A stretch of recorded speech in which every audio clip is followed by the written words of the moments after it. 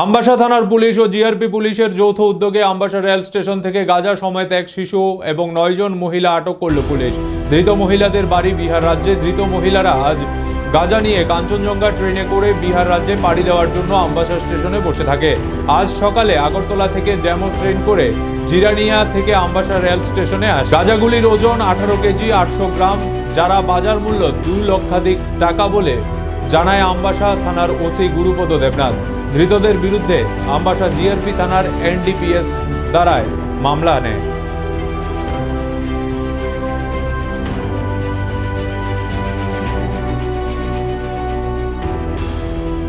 CPS আমবাসার কাছে একটা information ছিল যে কিছু বাইরের স্টেটের মহিলা তাদের বাচ্চা নিয়ে আমবাসা রেল স্টেশনে আসে এবং তাদের কাছে সাসপেক্টেড গাঁজা আছে বলে তাদের একজন স্টাফের শর্টেজ, কারণ এখানে আপনারা জানেন কদিন পরে ইলেকশন, দিন স্টাফের শর্টেজ, তারা আমাদের থেকে হেল্প চেয়েছে, আমরা তাদের কাছে হেল্প করেছি এবং আমবাসা পিএস এবং আমবাসা জিআরপি পিএসের যৌথ প্রচেষ্টায় আমরা অনেকগুলি, তারা সম্ভবত বিহার রাজ্যের মহিলা তারা অ্যারেস্ট করেছে এবং তাদের এখানে রাখার জায়গা নেই, আমাদের আমবাসা উমেন বেছে নিয়ে গেছে।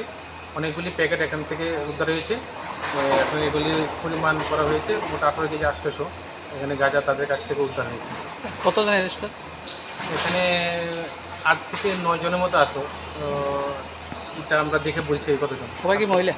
সবাই মহিলা এবং তাদের দুধের ব্রেস্ট মিল্ক বেবিও আছে, এরকম অনেকজন আছে। বাজার মূল্য স্যার এখন এটা আমবাসা জিআরপি যেটা তাদের বিদেশি এনডিপিএস কেস হবে। বাজার মূল্য দেখুন, এগুলো তো বাজার আর বিক্রি হয় না, কালো বাজার বিক্রি হয়, প্রায় 2 লাখ টাকার মতো হবে।